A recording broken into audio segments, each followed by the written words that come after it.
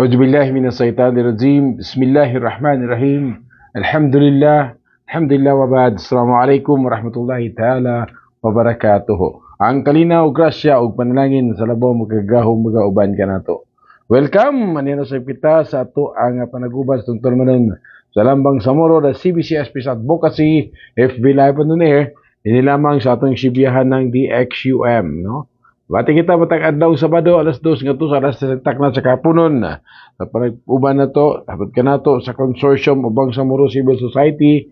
Kini atong naandang tulumanon ang sa Lambang Samoro da CBC Peace Advocacy FB Live on air. Magatod kita sa mga katikaran na may kalambigitan sa nagapadayon nga peace process, Bangsamoro peace process, kahimtang sa ato ang nasod, no? O sa sulod o gawas sa Bangsamoro, sa Bangsamoro Autonomous Region Muslim Mindanao, tag Bangsamoro, sa gawas sa Bangsamoro, mo kanang other Bangsamoro communities as referred to diha sa ato ang Bangsamoro Organic Law, no? So, busta pahimutang, no, sa tumaking suunan sa nagkadaya nga dapit nga di maabot sa landod ning atong sibiyahanan, no, sa ato ang mga kalumunan, hikaling na ng mga pamanma, pasikan na sa Davao Oriental, pwede sa Davao de Oro, sa Davao del Norte, sa may Davao, sa Island Garden City of Samal, of course, pwede sa Davao City, o sa uban pa nga mga dapit nga sa atong ingon, diin kita mabati. Davao City, Davao del Sur, Davao Occidental, lakip na ang mga kasilingan ng dapit nga diin maabot ning atong sibihanan ug usab sa ato ang mga followers sa ato ang Facebook, no. Kung balikon ang pagtimbaya ang kalinaw grasya ug panalangin sa labaw magagahom magauban kanato dina sa pita sa paghisgot sa mga isgutanan, no, sa akong ingon may kalambigitan kung unsa na ba ang kahimtang sa ato ang palibot, of course, no. Labi na karon kay kuan kana bitaw naa sa panahon nga at least gigamit na pasab nga rason o luyo sa adunay mga kanabitawng mga paghisgot indapita napaghapon sa kanabitawng madayon ba o dili ang eleksyon, no. Samtang ang barangay eleksyon napirmahan na gyud ni Presidente Marcos ang dili ang postponement ang gigamit, no. Ipirmahan na ni Presidente Marcos ang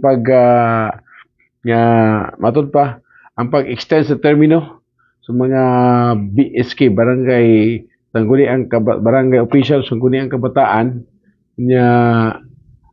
Siyempre, definitely ang nakatakda nga eleksyon karong December is dili madayon. So rason niya na matod pa tungod kay doon na pay dako nga eleksyon ipahigayon ang sa BARM nga eleksyon, no. So hinaot nga panluyo ni ana kun atong kahinumduman aduna usay mga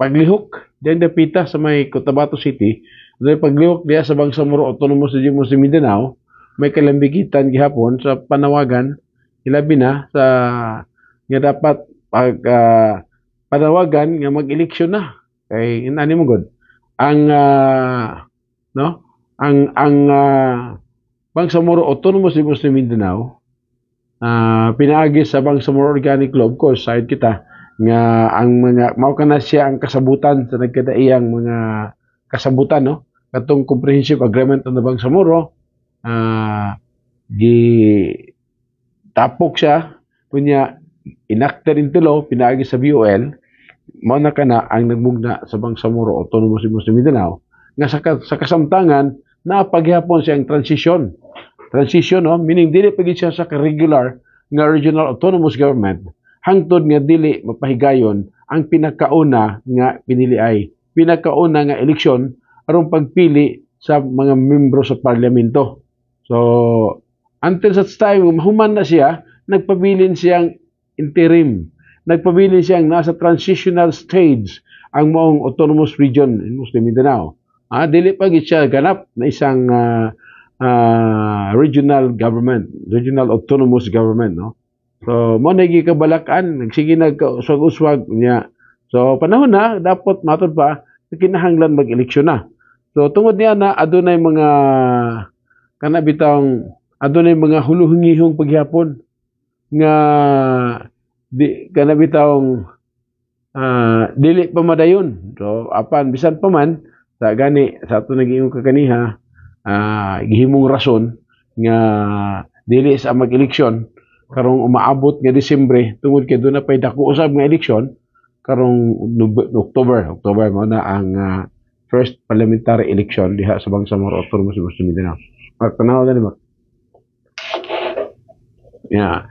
So mo na siya rason no, mo na siya rason. Apan bisan pa niya na kon atong kahinumduman dunay mga paglihok diha sa kanang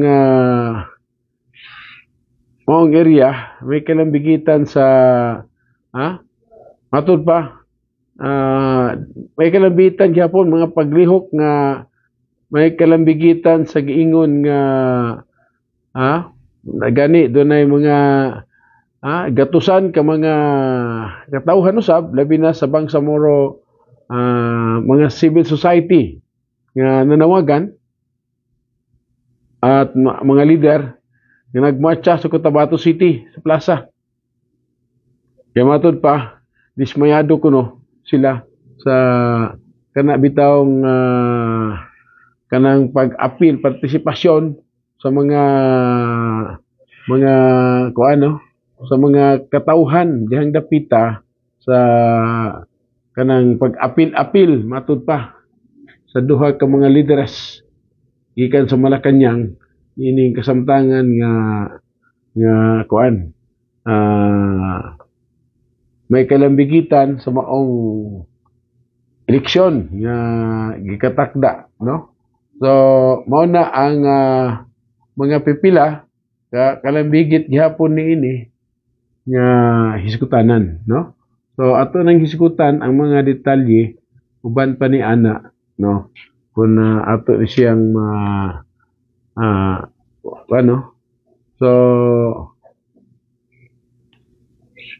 wala dili makuan gano po na mo so mo to siya ato nagingon adunay gatusan ka mga CSO o mga leader nagmatcha sa may Cotabato City Plaza dismayado matud pa tungod sa pag ngadto kang Lagdamio o kang Galvez matud pa sa dugay ko no nga implementasyon sa GPH MILF agreement no usa man ni ka kano kini sila mga matud pa ang mga civil society organization o mga leaders gikan sa Bangsamoro o ang nagtipon-tipon niadtong usa ka adlaw duha ka adlaw milabay no nga sa may plaza aron nanawagan nga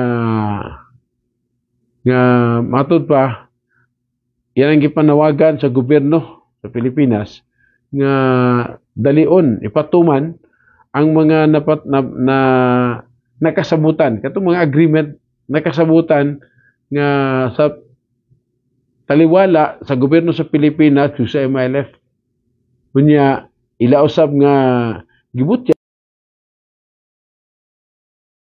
dugay ang usad sa implementasyon mo nang butang nga nagahatag og pagkadismaya ngadto sa komunidad. Manay pamahayag sa mga civil society organization nga nagtapok nito, no? Labi na matod pa nila ang gitawag nilang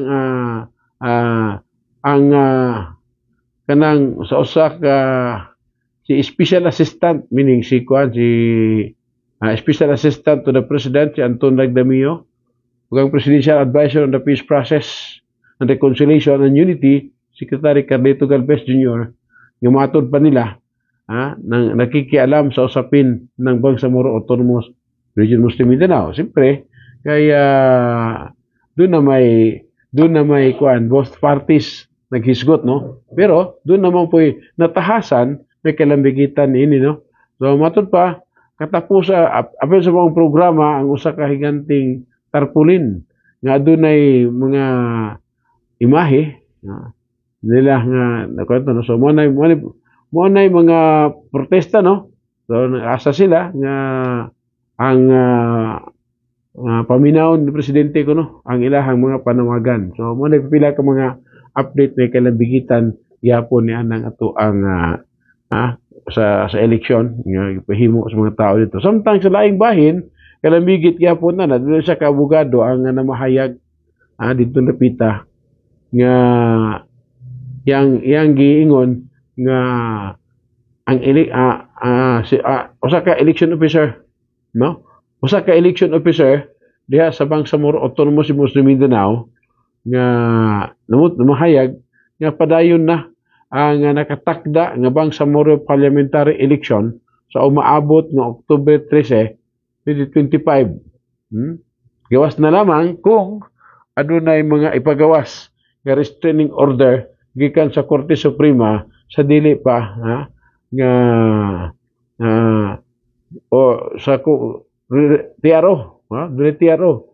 Dunay restraining order gikan sa Korte Suprema sa dili pa ang balaod o di ba balaod gikan sa Kongreso nga mag-postpone usab sa pag-reset sa maong eleksyon.